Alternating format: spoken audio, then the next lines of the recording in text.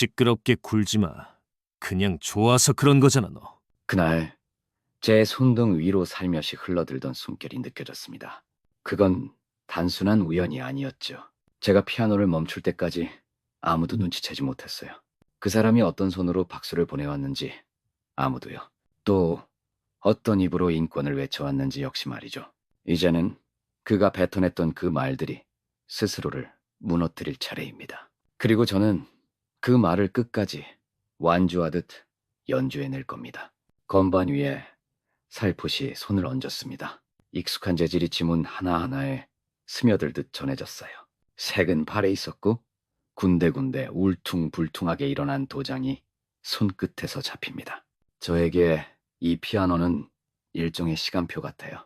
사람들이 지하철을 타러 몰려오는 순간 떠나는 발길, 기다리며 흘려보내는 마음들이 이 건반 위에 고스란히 얹히거든요. 정육점 사장님의 목소리가 둥글게 울렸습니다. 멀리서도 금세 알아차릴 만큼 옆으로 퍼지는 음색이었죠. 하진 씨, 오늘도 이 곡이네. 네, 원래 첫 곡은 이걸로 시작해요. 반응이 좋거든요. 오늘은 좀 춥지 않아? 손 시려울 텐데. 손이 얼면 더 세게 눌러야 해서 좋을 때도 있어요. 사장님이 툭툭 웃으며 비닐봉지를 비볐습니다. 봉지끼리 스치는 소리가 얇게 퍼졌다가 그의 발걸음이 멀어지며 잦아들었어요. 다시 혼자가 되었습니다. 제가 방금 연주한 곡은 쇼팽의 야상곡 가운데 하나예요. 하지만 굳이 그렇게 말하지 않습니다. 저한테는 여기서 사람들이 조용해지는 곡일 뿐이니까요. 버스킹이라고 부르면 오히려 격식이 과한 느낌이에요. 이건 관찰이고 감각을 정리하는 시간에 가깝습니다. 그때였습니다. 약간 묵직한 구두 소리가 바닥을 탁탁 울렸어요. 지하철 플랫폼 특유의 단단한 바닥에 닿는 가죽 구두 소리는 생각보다 날카롭죠. 그리고 살짝 끌리는 듯한 향수가 코끝을 스쳤습니다. 너무 진하지도 그렇다고 완전히 옅지도 않은 낡은 가죽 가방 속 풀쭉 냄새처럼 묘하게 부드러운 향이었어요. 사람이 많은 시간인데도 그 발걸음은 혼자 제 정면으로 다가왔습니다. 피아노 앞, 제가 앉은 이 삐뚤어진 의자 바로 앞까지. 그는 말이 없었어요. 대신 숨이 일정하지 않았습니다. 여기 앉아있는 다른 사람들과 달리 그 남자는 발소리를 일부러 들리게 내는 듯했습니다. 주변 사람들 발걸음과는 리듬부터 다르더군요. 뭔가 필요하세요? 아무 대답도 돌아오지 않았습니다.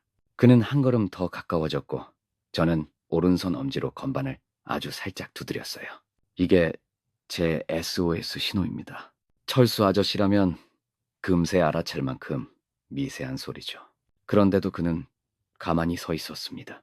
숨소리가 귀에 닿을 만큼 가까워졌고 내 발 옆에 짙은 그림자가 고정됐어요. 저는 그대로 건반을 눌러 유지했습니다. 소리는 아무것도 밝히지 않았지만 향기와 호흡, 침 삼키는 간격이 모든 걸 알려주었어요. 이 사람 분명 저를 바라보고 있습니다. 끝까지 곡을 마쳤습니다. 박수는 없었어요. 대신 귓가 바로 옆 아주 얇은 숨결이 떨어졌습니다. 잘 듣고 갑니다. 그 말 한마디를 남기고 그는 돌아섰습니다. 이번엔 구두 소리가 한결 가볍게 사라졌어요. 저는 피아노 뚜껑을 덮지 않았습니다. 그 자리에 그대로 앉아 손끝에 남아있던 감촉을 천천히 지웠습니다. 그리고 막 지나간 기류를, 향을, 발소리의 잔향을 가만히 더듬었어요. 어쩐지 오늘 첫 곡이 조금 달리 들렸습니다. 내 손등 위로 공기가 달라졌습니다. 사람들이 모두 떠났고 지하철 안내 방송도 뚝 끊겼어요. 플랫폼엔 발소리 몇 가지만 메아리 쳤죠. 그중 하나가 다시 제 쪽으로 성큼성큼 다가왔습니다. 아직 안 갔구나. 익숙한 구두 소리, 코끝을 스치는 향수 냄새가 겹쳐 들어왔어요. 그는 제 오른쪽 어깨 뒤로 돌아 무릎을 굽혔습니다. 자세를 낮춘 채 마치 비밀을 속삭이려는 사람처럼 숨을 고르더군요.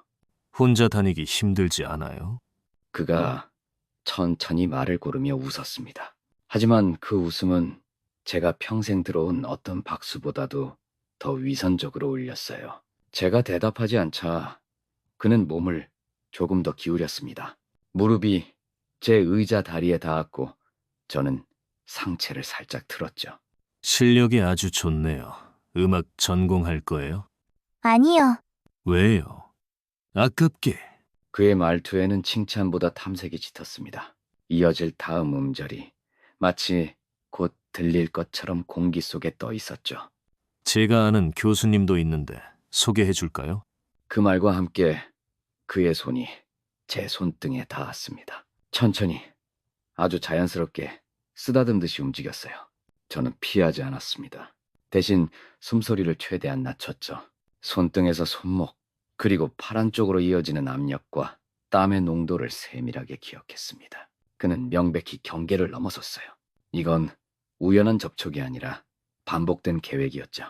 하진 씨, 무섭지 않죠? 저는 침묵했습니다.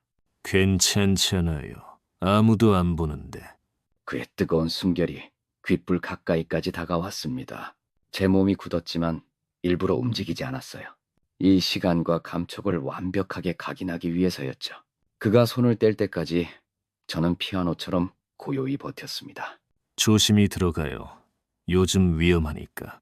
그는 가벼운 웃음을 흘리며 일어섰습니다. 발소리가 점점 멀어졌고 저는 고개를 숙이지 않았어요. 그의 걸음 간격, 발뒤꿈치가 바닥을 치는 리듬, 다시 군중 속에 섞여드는 소음까지 또렷이 새겼습니다. 다 기억했어. 당신 목소리, 당신 숨, 당신 손가락. 나는 못 보지만 잊지 않아. 저는 조심스레 피아노 뚜껑을 닫았습니다. 딱 하고 울린 소리가 생각보다 크게 퍼졌어요. 그 울림은 제 안에서 오래도록 메아리 쳤습니다. 마치 연주가 아직 끝나지 않은 것처럼 묵직하게. 문을 잠근 뒤에도 저는 그 자리에서 한참을 머물렀습니다. 열쇠를 2바퀴 돌리고 다시 한번 문손잡이를 밀어보았죠.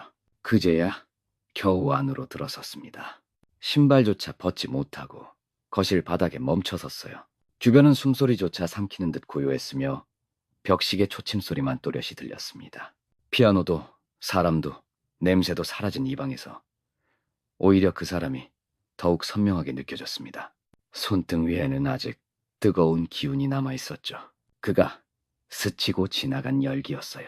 손목에서 팔꿈치로, 팔꿈치에서 등 아래로 미끄러지던 그 손길이 피부가 아니라 신경에 그대로 새겨져 있었습니다. 향수. 재질은 무겁지 않았는데 끈적했어. 머스크 계열이었고 끝에는 오래된 가죽 가방 같은 나무향.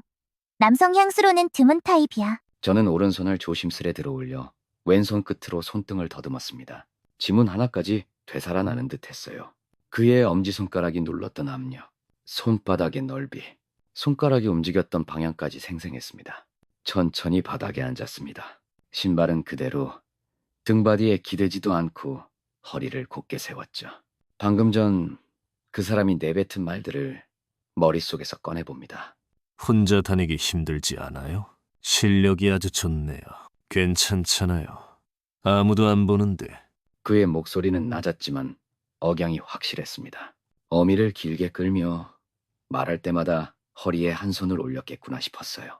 숨 고르는 순간마다 저는 그의 목이 어느 쪽으로 움직였을지까지 짐작할 수 있었습니다. 내가 무서웠을까? 아니, 그는 자신이 절대 안전하다고 확신했어. 내 눈이 안 보인다는 걸 면허증처럼 들고 다녔지.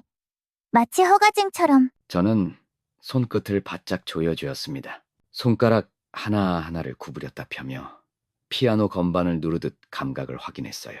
그 사람 손가락의 무게, 길이, 굵기, 뼈의 단단함까지 떠올렸습니다. 특히 왼쪽 3번째 마디가 가장 오래 제 손등에 닿아 있었죠. 못 본다고 해서 내가 모르는 건 아니야. 보는 대신 기억으로 만지는 감각이 있어. 다시 숨을 내쉬었습니다. 그보다 짧고 얇은 호흡이었어요. 그의 숨결이 귓가를 스치던 순간을 따라하듯 저는 천천히 들숨을 들이켰습니다. 그때 왼쪽 갈비뼈 아래가 살짝 떨렸습니다. 공포가 아니라 분노였어요. 저는 피해자가 아니라 증언자가 되겠다고. 그 남자의 손이 제 팔을 지나던 바로 그 순간 이미 결심했었죠. 마침내 일어나 피아노 가방의 지퍼를 천천히 열기 시작했습니다.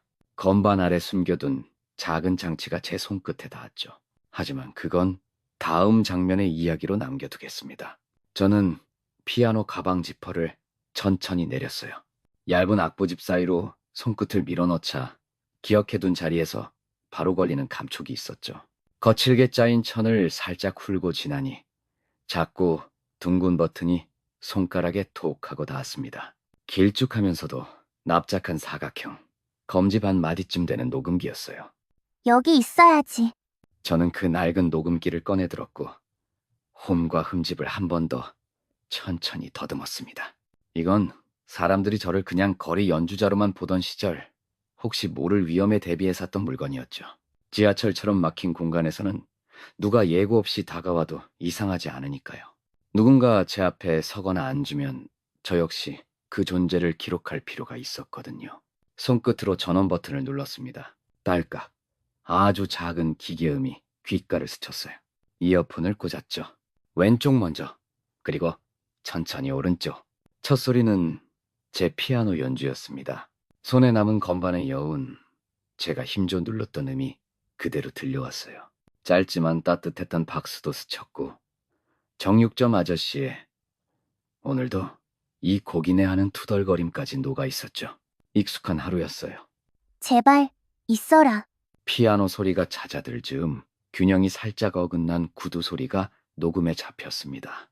조기현, 그 사람의 발걸음이었죠. 저는 숨을 조용히 멈췄어요. 그때처럼요.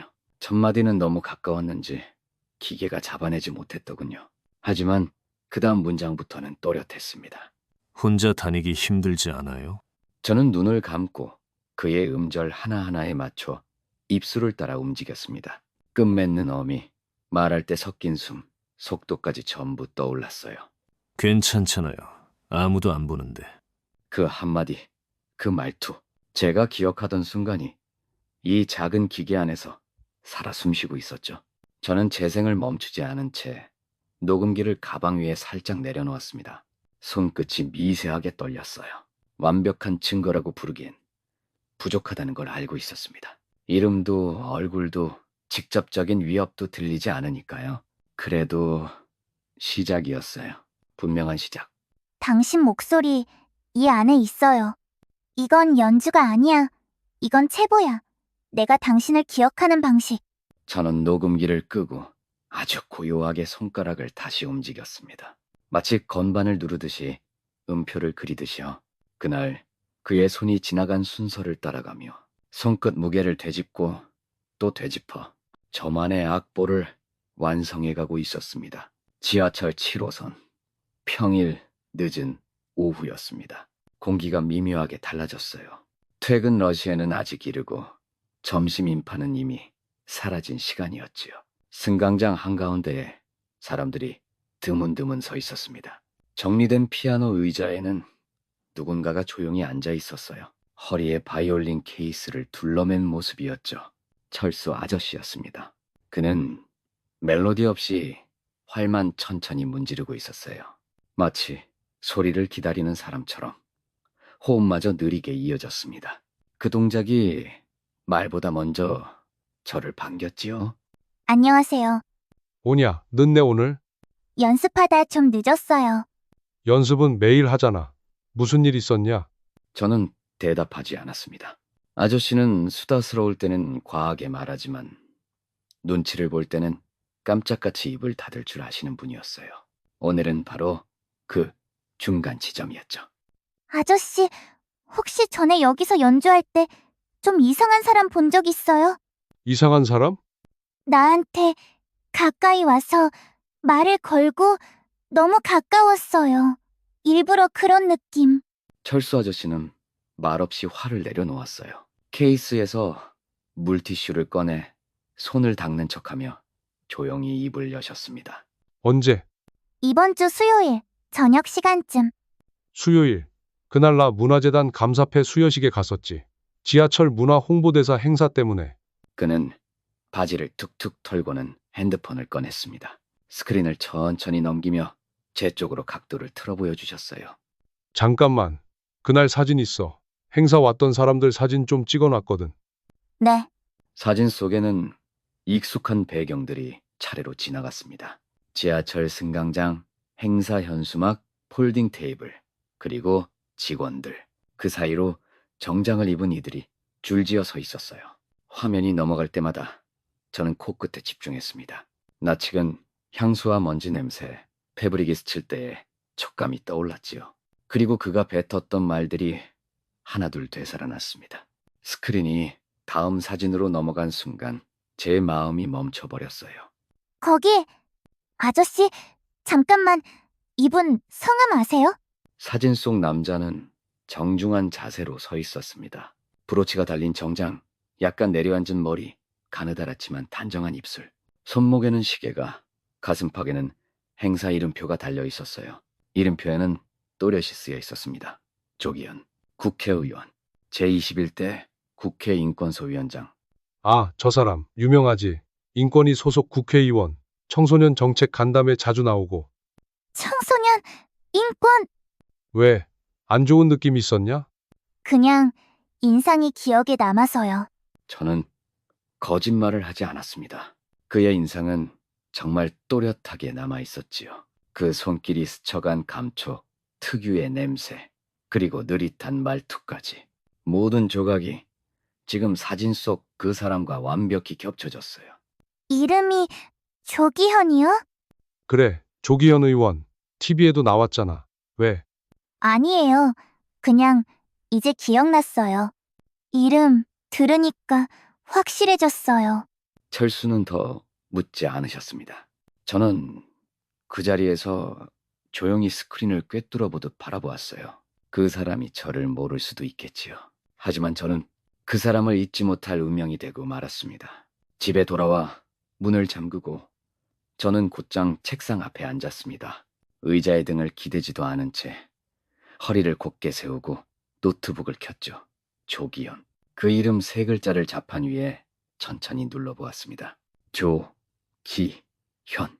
입술을 움직이지 않아도 머릿속에서 발음이 또렷이 울렸어요. 검색창에 이름을 입력하자마자 수많은 뉴스, 기사와 인터뷰 영상, 공식 행사 사진이 눈앞에 쏟아졌습니다.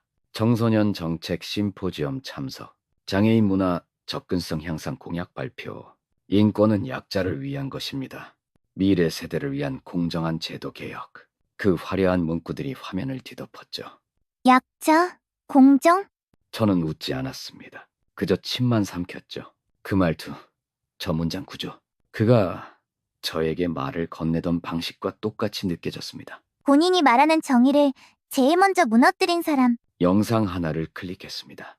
조기현 의원이 청소년 대상 정책 토크쇼에 출연했던 방송이었어요. 무대 위에서 청중을 바라보며 그는 또박또박 말을 이어갔습니다. 우리는 아이들이 안전하게 자랄 수 있는 사회를 만들기 위해 이 자리에 있습니다. 그의 음성이 끝나자 저는 이어폰을 바꿔 끼웠습니다. 왼쪽 귀에는 그가 공개 연설에서 내뱉은 단정한 목소리가, 오른쪽 귀에는 지하철에서 제가 몰래 녹음해둔 낮고 눅진한 숨소리가 번갈아 흘러들었죠. 구두굽이 바닥을 두드리는 리듬, 숨을 들이마시는 간격, 억양의 미세한 떨림. 괜찮잖아요. 아무도 안 보는데. 말보다 말하지 않은 공기가 더 많이 닮아 있었습니다. 저는 화면 캡처를 몇 장 저장했어요. 기사 속 웃고 있는 그의 얼굴, 영상 속 정제된 음성, 캡션 아래 적힌 그럴듯한 발언들을요. 그 사람은 이제 제 안에만 남아있는 어두운 감각이 아니었습니다. 당신 목소리, 당신 냄새, 당신 손 전부 연결됐어. 저는 워드 프로그램을 열고 새 문서를 만들었습니다.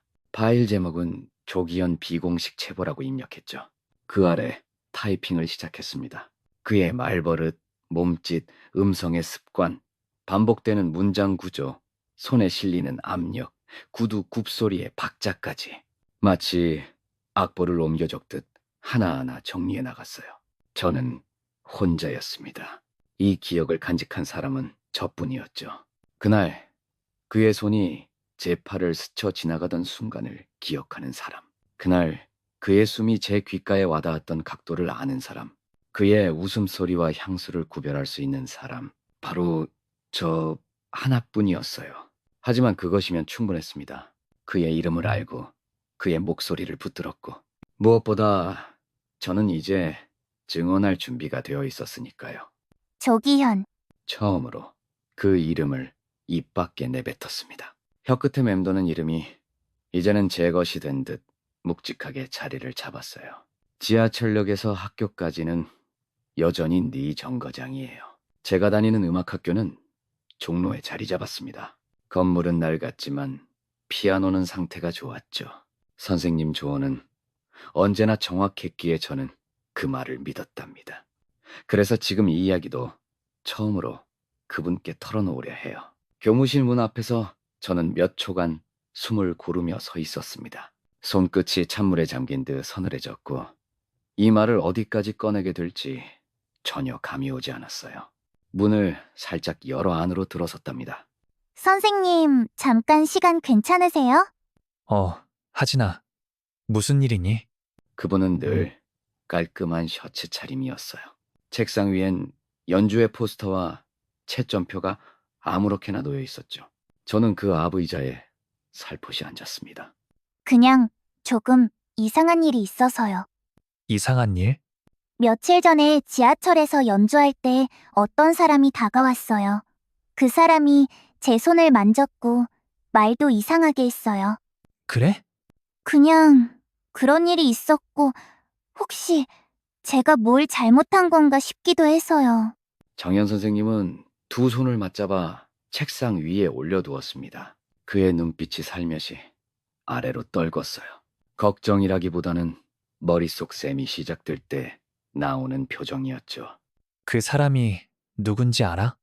네, 조기현이라는 사람입니다. 침묵이 공기 속에 그대로 맴돌았어요. 그 이름은 그에게 무겁지도 낯설지도 않은 듯 했습니다. 분명 알고 있는 얼굴이었겠죠. 국회의원? 네, 행사에 왔었대요. 문화 관련해서요. 정현 선생님은 의자의 등을 기댄 뒤 한 손으로 이마를 짚었습니다. 그가 생각에 잠기면 나타나는 버릇. 입술을 꾹 다물고 오른발로 바닥을 2번 톡톡 두드렸어요. 하진아, 이건 그냥 내 생각인데. 저는 씌우려고 말한 게 아니에요. 알지. 그런데 말이야. 그 사람은 너무 커. 제가 가진 증거도 있어요. 녹음기, 음성, 제 감각으로 기억한 정보들까지. 감각? 네, 제가 느꼈던 손가락 무게, 향수, 말투, 그런 것들을 전부 기억하고 있어요. 정현 선생님은 길게 숨을 들이켰습니다. 시선은 책상 위에 고정됐고 제 얼굴을 다시 보지 않았어요. 하진아, 나는 너를 믿어. 네가 거짓말을 하는 아이라고 생각한 적 단 한 번도 없어. 그런데 그걸 세상에 꺼내는 순간 일이 달라져. 달라지는 건 저잖아요. 제 쪽이잖아요. 너는 아직 학생이고 장애인이고 혼자야. 그 사람은 변호사 있고 기자 있고 당도 있어. 세상이 누굴 더 보호해줄지 우리는 이미 알고 있잖아. 그 말이 틀린 소리는 아니었지만 제겐 아무 도움도 되지 않았어요. 진실을 말하라는 조언이 아니라 진실을 말하지 말라는 경고처럼 들렸죠. 알겠습니다. 괜히 말씀드렸네요. 저는 자리에서 천천히 일어섰습니다. 정현 선생님은 끝내 아무 말도 하지 않았어요. 제가 나가며 문을 닫는 그 순간까지도 침묵은 차갑게 이어졌습니다. 아마도 저는 그 침묵을 아주 오래도록 기억하게 될 것 같아요. 전화기를 손에 쥐기까지 무려 40분이 걸렸습니다. 숫자를 누르고 초록색 통화 버튼을 터치하자 채 3초도 지나지 않아 신호음이 이어졌어요. 첫 벨이 울릴 동안 손바닥에서는 식은땀이 미끄러지듯 번졌습니다. 네, 서울 종로경찰서입니다. 민원 연결 도와드릴까요? 네, 성범죄 관련 상담을 받고 싶어요. 성범죄 관련이요. 피해자 본인 맞으세요? 네, 괜찮습니다. 편하게 말씀해 주세요. 어떤 일이 있었나요? 저는 최대한 또렷한 목소리로 상황을 정리했어요. 장소는 지하철역에 놓인 피아노 앞, 시간은 저녁 6시 반 즈음이었습니다. 낯선 남자가 다가와 저를 쓰다듬고 밀착했다는 사실까지 숨고르며 털어놓았습니다. 혹시 가해자를 아시나요? 조기현이요. 국회의원입니다. 압도적인 정적이 전화선 너머로 스며들었죠. 키보드를 두드리던 소리마저 멈춰버렸습니다. 조기현? 그 이름은 확실하세요? 사진도 확인했고, 녹음도 있어요. 목소리도 같고, 말투도 동일해요. 저 시각 장애인입니다. 대신 청각은 예민하고 후각 기억도 강해요. 혹시 그 영상 자료는 있으신가요? 아니요. 지하철 CCTV 위치상 그 각도는 없을 거예요. 대신 그날 연주하면서 녹음한 음성 파일이 있어요. 그 사람 목소리, 발소리, 호흡 간격까지 정확히 들어 있습니다. 죄송하지만 그게 명확한 증거로 받아들여지기엔 좀 부족할 수 있어서요. 신체 접촉 부위나 수위가 확인되는 물리적 증거나 목격자가 있다면 제가 그 순간 느낀 손의 무게, 피부 압력, 냄새, 그걸 기억할 수 있어요. 녹음 안에 그 사람이 말한 괜찮잖아요. 아무도 안 보는데라는 문장도 들어 있고요. 하진 씨, 그 말씀이 틀렸다는 게 아니라요. 저희가 공식 수사에 착수하려면 객관적인 자료가 좀 더 필요합니다. 영상이나 직접적인 신체 증거 혹은 제3자의 진술 같은 것들이요. 그러니까 제가 가진 건 증거가 아니라 그냥 느낌이라는 거네요. 아닙니다. 피해자의 진술은 당연히 중요합니다. 다만 수사 절차상 법적 기준을 충족하려면 어쩔 수 없는 부분이 있습니다. 머릿속에선 한 문장이 또렷하게 울렸습니다. 당신 혼자만 기억하는 일은 세상에선 아직 일어난 일이 아닙니다. 네, 알겠어요. 제가 정리해서 나중에 다시 연락드릴게요. 네, 언제든지요. 필요하시면 여성 청소년계 쪽 연결도 도와드릴게요. 또 신호음이 끊기자 휴대전화 화면은 금세 무표정한 검은빛으로 변했습니다. 방금 전 대화가 마치 환각이었던 듯 주변은 다시 고요했어요. 큰 숨이 길게 빠져나갔습니다. 긴 페달을 밟은 피아노음처럼 동일한 호흡이 줄곧 이어졌죠. 세상은 내가 느낀 걸 듣지 않는다. 그럼 내가 들은 걸 보여줘야겠지. 저는 노트북을 다시 켰습니다. 존재하지 않는 증거라면 제가 만들어야만 했으니까요. 촉각과 후각, 그리고 소리를 글과 형식으로 바꾸는 연습이 필요했어요. 그리고 그 연습을 펼칠 무대는 여전히 피아노 위에 놓여 있었습니다. 전화는 오전 10시를 막 넘긴 순간에 울렸습니다. 낯선 번호였고 발신지에는 서울 영등포구가 떠 있었죠. 나는 숨을 고르며 이어폰을 귀에 꽂고 조심스레 통화 버튼을 눌렀어요. 여보세요. 윤아진님 되시죠? 네, 맞습니다. 아, 안녕하세요. 저희는 국회 인권청문회 사무국인데요. 며칠 전에 청소년 기획 연주 공모전에 신청하신 곡 확인하셨을까요? 네, 제출은 했어요. 결과 먼저 말씀드릴게요. 선정되셨어요. 최종 연주자로요. 축하드립니다. 나는 속으로 길게 숨을 들이켰습니다. 기뻐하지도 놀라지도 않았어요. 이미 예상하고 있었거든요. 감사합니다. 많이 부족한 곡인데도. 심사위원들이 구조적 감정 전달력이 매우 뛰어나다고 평가했어요. 청문회 성격과도 잘 어울린다고 하셨고요. 곡 제목이 7번 출구 맞으시죠? 네, 맞아요. 그 말과 함께 내 머릿속엔 그날의 플랫폼이 또렷이 떠올랐습니다. 구두 끝이 부딪히던 소리, 거친 숨결, 피아노 건반 위에서 떨리던 손등까지 모든 시작의 장소가 다시 열렸죠. 연주 순서는 전체 프로그램 중 세 번째 세션이고요. 이번에 VIP 참석자가 많아서 보안 좀 철저해질 예정이에요. VIP요? 네, 국회의원 몇 분, 인권위원회 관계자들, 교육계 인사들, 조기현 의원님도 그날 참석 예정이세요. 순간 아주 얕은 숨이 목 끝에서 걸렸습니다. 나는 담담한 척 고개만 끄덕였어요. 알겠습니다. 준비 잘하겠습니다. 리허설은 이틀 전이고요. 세부 사항은 메일로 보내드릴게요. 혹시 필요한 장비나 배려 사항 있으시면 따로 말씀 주셔도 되고요. 괜찮아요. 연습만 열심히 하겠습니다. 네, 기대하겠습니다. 다시 한번 축하드려요. 뚝! 통화가 끊기자 휴대폰 화면이 까맣게 꺼졌습니다. 그 어둠 속에서 내 얼굴 근육이 서서히 굳어가는 걸 느꼈죠. 이건 단순한 연주회가 아니었어요. 무대도 축제도 아니었죠. 정확히는 호출이었습니다. 그 사람을 다시 눈앞으로 끌어낼 깔끔하고도 정중한 초청장. 나는 책상 위 노트북을 열어 제목을 고쳤습니다. 기존 제목은 조용히 지웠고 새로운 문구를 입력했어요. 청문회 연주 구성, 조기현 대응료. 이제 내가 무대를 만든다. 그리고 당신이 그 안으로 걸어오게 될 거야. 건반 위에 손을 올리기 전 저는 잠시 숨을 참았습니다. 왼손 약지관절이 살짝 굳어 있더라고요. 그날 그 사람이 처음 손을 올렸던 곳이랍니다. 그날의 무게가 가장 오래 남은 자리였죠. 저는 다시 건반 위에 손을 올렸어요. 첫 음은 F샵 단음이었습니다. 낮고 조용하게 울리는 진입구였지요. 지하철역의 공기와도 비슷했어요. 숨이 턱 막히는데도 누구도 눈치채지 못하는 소리였거든요. 이건 사건의 재현이 아니라 해부야. 저는 하나하나에 제가 기억한 단서들을 심어두었습니다. 그의 발소리는 세 박자 간격으로 이어지는 낮은 음 리듬으로 바꿨어요.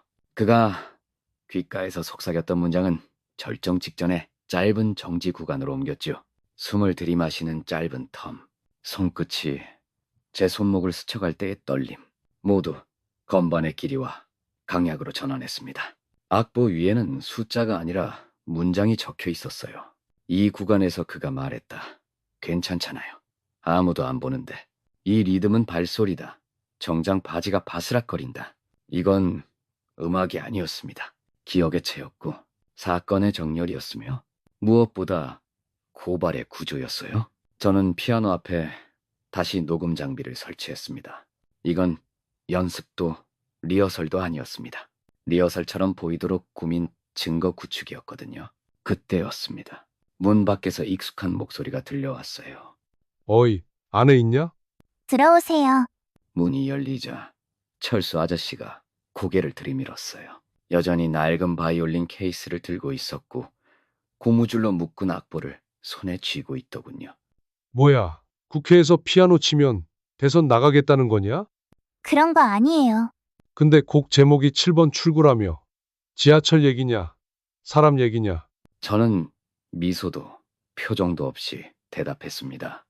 그 사람이 처음으로 나를 만진 자리예요.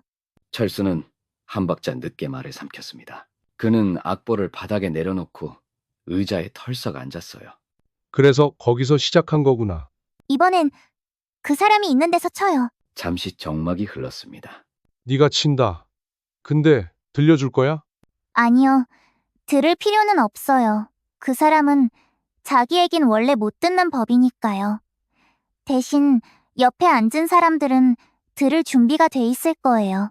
철수는 고개를 천천히 끄덕였습니다.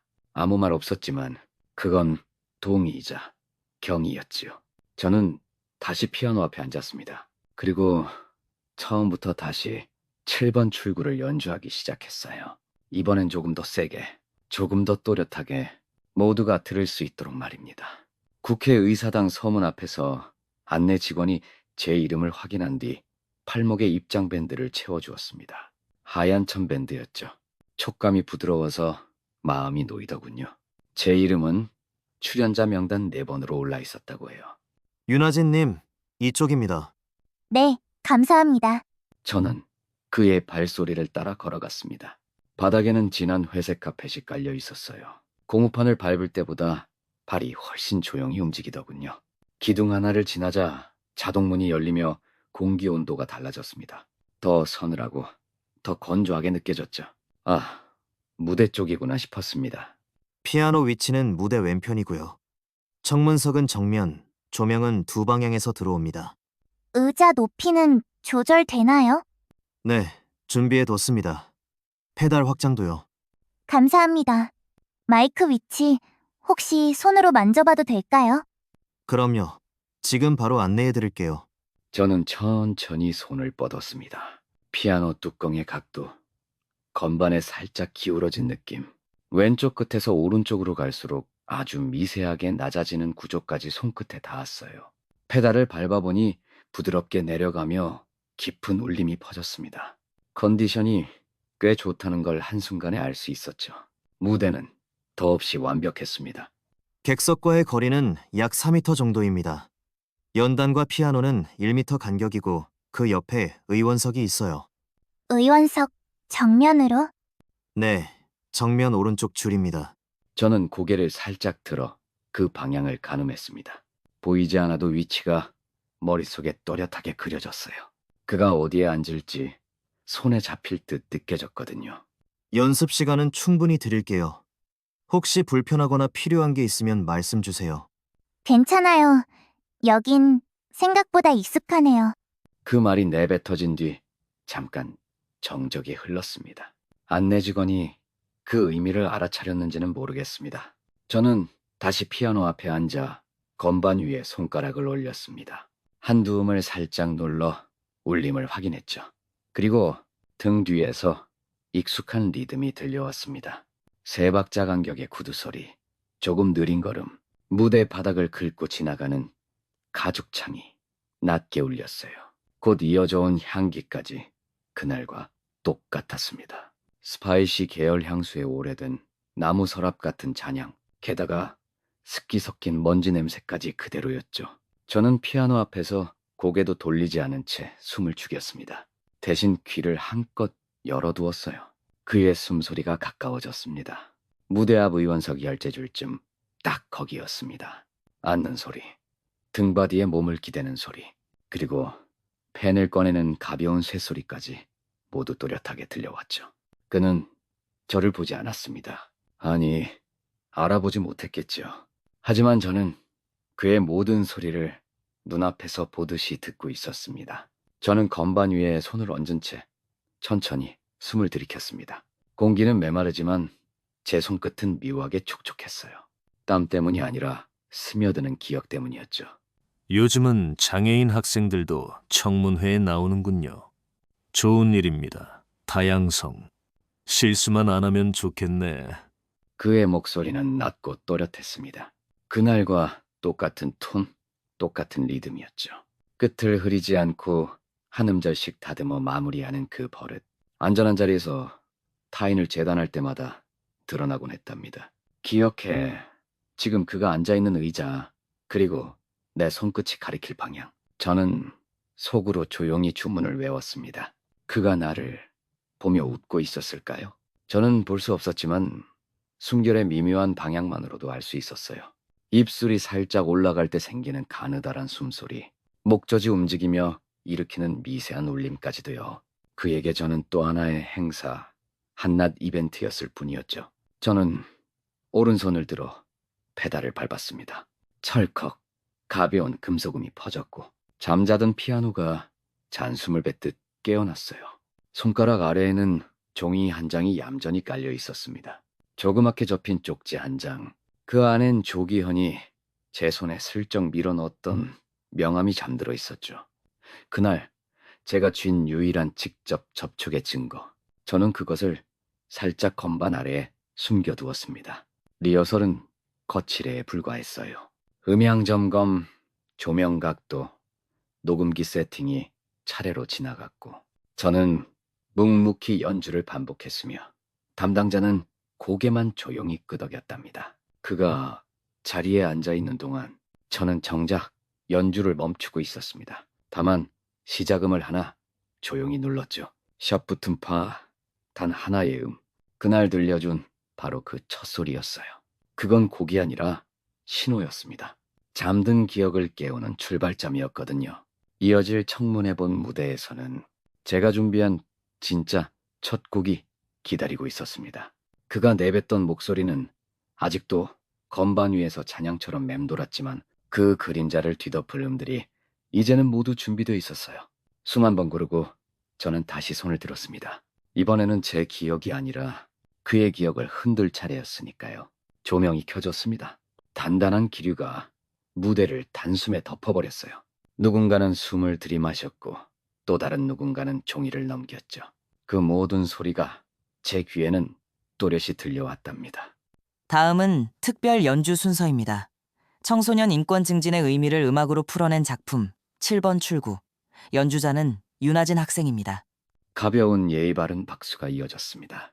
진짜 주목도 큰 기대도 느껴지지 않았어요.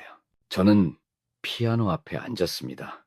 손끝이 건반 위에 살짝 닿았죠. 심장은 딱 한 번만 쿵 울린 뒤 조용해졌습니다. 첫음 F샵 단음이 부드럽게 흐르기 시작했어요. 마치 아무 일도 없었다는 듯 낮고 잔잔했죠. 두 번째, 세 번째 음이 따라왔습니다. 저는 악보가 아니라 기억한 순서대로 감각을 연주했답니다. 그의 발소리는 반복되는 베이스 리듬, 그의 숨소리는 페달을 밟는 박자처럼 얕게 깔렸어요. 그리고 그의 말은 왼손의 불협화음으로 퍼졌죠. 괜찮잖아요. 아무도 안 보는데. 저는 그 말들을 음표로 연주하고 있었습니다. 조기현은 처음엔 무심한 얼굴이었어요. VIP 좌석, 중앙 10번째 줄, 팔짱을 낀 채 고개를 약간 기울이고 앉아 있었죠. 그런데 연주가 중반에 접어들어 반복과 불협이 교차하자 그의 손이 천천히 책상 아래로 내려갔습니다. 당황이란 건 아주 느리게 스며드는 법이니까요. 그는 그 불협이 무엇인지 정확히 몰랐지만 어딘가 이 곡이 기이하게 나측다는 사실만은 감지했겠죠. 저는 숨을 깊게 들이마셨습니다. 오른손으로 마지막 음을 힘껏 눌렀어요. 쿵! 그리고 손을 거뒀습니다. 연주는 멈췄고 조명은 여전히 저를 비추고 있었죠. 청중은 숨조차 멈춘 듯 조용했습니다. 누군가 의자를 살짝 밀었고 또 누군가의 펜 끝이 멈췄어요. 저는 고개를 들지 않았습니다. 대신 천천히 입을 열었죠. 이 곡은 한 사람을 기억하기 위해 쓴 곡입니다. 장내에는 다시 한번 깊은 정적이 내려앉았습니다. 저는 이제 말로 남은 연주를 이어가려 했어요. 이 곡은 한 사람을 기억하기 위해 쓴 곡입니다. 정중히 일제히 숨을 삼켰습니다. 어디선가 조용한 기침이 새어나왔고 몇몇은 의자에 앉은 자세를 살짝 고쳐 앉았죠. 마이크는 이미 켜져 있었어요. 제법 작은 제 목소리도 객석 끝까지 또렷하게 퍼졌습니다. 제가 그 사람을 처음 만난 건 지하철역, 피아노가 놓인 플랫폼이었어요. 사람이 아주 많았고 저는 그날 연주 중이었고요. 그 사람은 가까이 와서 말을 걸었어요. 제가 시각장애인인 걸 알면서도 괜찮다고 했어요. 괜찮잖아요. 아무도 안 보는데. 그렇게 말하면서 제 손을 쥐었고 손목을 더듬고 얼굴을 가까이 가져왔어요. 짧은 정적이 무대를 덮었습니다. 하지만 제 목소리는 떨리지 않았어요. 수십 번 머릿속에서 되뇌며 준비했던 문장들이었으니까요. 저는 그 사람의 향수를 기억해요. 걸음걸이, 숨쉬는 텀, 말투까지. 녹음도 있어요. 그날 연주를 녹음했거든요. 시선이 제게 오래 머물렀습니다. 연주자를 바라보는 눈길이 아니라 지금 이 순간 사실을 밝히는 증언자에게 보내는 집중이었죠. 그 사람은 지금 이 자리에 있습니다. 카메라 셔터가 작게 그러나 연달아 울렸습니다. 객석 어딘가에서 눈동자가 흔들리고 손끝이 움직이기 시작했어요. 하지만 저는 고개를 들지 않았습니다. 저는 그 사람이 저지른 행동을 설명할 수 있습니다. 그날을 제 감각으로 다 기억하고 있으니까요. 무대 뒤편 스크린에 미리 준비해둔 영상이 재생되기 시작했습니다. 조명이 살짝 낮아지자 검은 배경 위로 단순한 파형 그래프가 떠올랐죠. 그리고 그 위에 자막이 한 줄씩 흘러나왔습니다. 첫 번째 자막, 조기염, 괜찮잖아요? 아무도 안 보는데. 두 번째 자막, 윤하진 하지 마세요. 손 놓으세요. 세 번째 자막, 조기염, 시끄럽게 굴지 말고 그냥 좋아서 그러는 거잖아. 뭐야, 저건 객석 한가운데서 묻어나오는 그의 목소리는 스크린 속 녹음과 똑같은 억양이었습니다. 이 곡은 기억입니다. 이 곡은 그날의 기록이고 그 사람의 목소리이고 지금 이 자리에서 제가 할 수 있는 유일한 증언입니다. 저는 마지막으로 건반을 눌렀습니다. F샵 단음이 공기 속에 맑게 번졌어요. 그날의 마지막 음을 지금 여기서 마칩니다. 누군가 마이크를 껐습니다. 장내는 순식간에 텅 비어가고 있었어요. 다급하게 웅성거리는 소리, 굽 높은 구두가 딱딱 울리는 소리도 뒤섞였습니다. 사진을 정리하는 기자들 사이로 전화를 붙들고 뭔가를 확인하느라 분주한 보좌진의 목소리도 퍼졌죠. 저는 무대에서 조용히 내려왔습니다. 등을 돌린 피아노는 이제 단순한 악기가 아니라 증거물처럼 보였어요. 무대 뒤편, 천으로 가려진 통로를 향해 발을 옮겼습니다. 백스테이지에 서 있던 다른 연주자들은 묵묵히 저를 바라봤습니다. 하지만 누구도 질문하지 않았죠. 바로 그때였습니다. 그가 서 있었어요. 조기현. 자리에서 빠져나오던 그의 동선과 제 통로가 잠시 겹쳤습니다. 우리는 정확히 3걸음 거리에서 마주섰어요.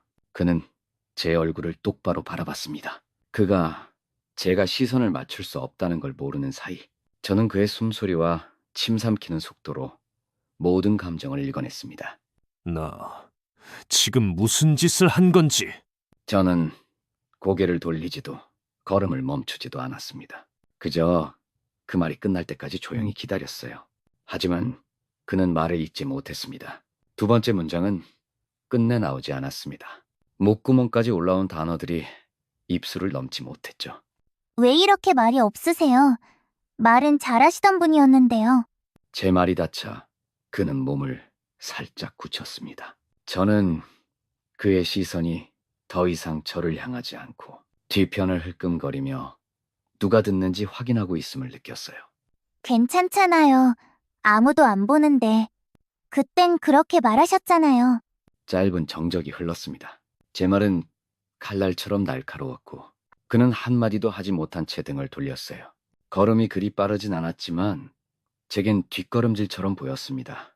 그가 사라지자 스태프 한 사람이 다가왔습니다. 목소리는 낮고 조심스러웠지만 단단했죠.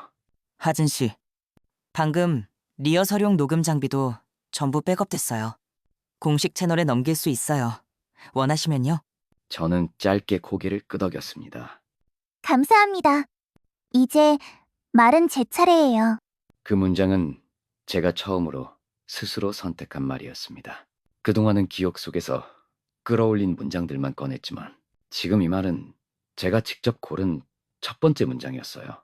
그리고 바로 이 순간부터가 진짜 시작이었습니다. 버스 아니었습니다. 아침 등굣길이라 창밖 풍경이 빠르게 스쳐 지나갔어요. 주머니에서 휴대폰을 꺼내 블루투스를 켜고 이어폰을 귀에 꽂았습니다. 음량은 낮춰두고 진동은 꺼두었죠. 이어폰 한쪽은 느슨하게 걸쳐둬야 밖에 소리도 살짝 들리거든요. 음악을 들으려던 건 아니었어요. 뉴스 앱이 자동으로 재생됐으니까요. 곧 라디오 앵커의 담담한 목소리가 흘러나왔습니다. 어제 오후 국회 청문회장에서 한 청소년 연주자가 국회의원의 성추행을 폭로하는 일이 벌어졌습니다. 폭로 대상은 조기현 의원으로 그는 현재까지 별다른 입장을 내놓지 않은 상태입니다. 다음 뉴스도 비슷한 머리말을 달고 있었습니다. 화면엔 괜찮잖아요. 아무도 안 보는데 증언의 진위 여부는? 이라는 자막이 커다랗게 떴어요. 또 다른 영상에는 윤하진 연주가 아닌 고발로 사회를 두드렸다 라는 문구가 박혀 있었죠. 익숙한 기자의 목소리가 이어졌습니다. 청소년이 국회의원을 상대로 직접 목소리를 냈다는 점에서 큰 반향이. 저는 조용히 화면을 껐습니다. 영상은 더 이상 필요 없었거든요. 이미 모든 장면이 제 기억 속에 또렷했으니까요. 카카오톡 알림은 몇십 개씩 쌓여 있었습니다. 인터뷰 요청, 협회 메시지, 친구들의 단순한 괜찮아? 같은 말까지 한꺼번에 밀려왔죠. 걱정, 경계, 찬사, 불신이 한데 뒤섞여 어지러웠습니다. 사람들은 제게 물었어요. 정말이냐고, 왜 이제야 말하느냐고, 용기가 대단하다거나 왜 증거를 몰래 녹음했냐고도 했죠. 저는 아무 대답도 하지 않았습니다. 이어폰을 더 깊숙이 눌러 귀에 고정했어요. 그리고 제 휴대폰 안에 담긴 녹음 파일을 재생했습니다. 잠시 정적이 흐른 뒤 그 목소리가 터져 나왔습니다. 괜찮잖아요. 아무도 안 보는데 시끄럽게 굴지 말고 그냥 좋아서 그러는 거잖아. 그 말은 똑같이 되풀이되고 있었습니다. 하지만 지금은 전혀 다르게 들렸어요. 더는 제가 혼자 숨죽여 들어야 할 속삭임이 아니게 됐으니까요. 녹음이 재생되는 순간 그 말은 세상 밖으로 흘러나가 기록이 되고 전파가 되고 감정이 되었습니다. 창밖을 바라보니 햇살이 유리창을 넘어 제 손등 위로 스며들었어요. 빛은 이어폰 줄을 따라 반짝이고 있었죠. 제 마음속에서 조용한 생각이 피어올랐습니다. 이 말은 제가 만든 말이 아니에요. 그가 한 말이죠. 그러니 책임도 그가 져야 합니다. 제가 기억하는 건 피해만이 아닙니다. 바로 그가 내뱉었던 말들이에요. 저는 고개를 들고 조용히 숨을 내쉬었습니다. 오늘은 어떤 말도 꺼내지 않기로 했어요. 대신 그 말들이 퍼져나가는 모습을 지켜보며 다음 말을 준비하려 합니다. 이번엔 제 차례니까요.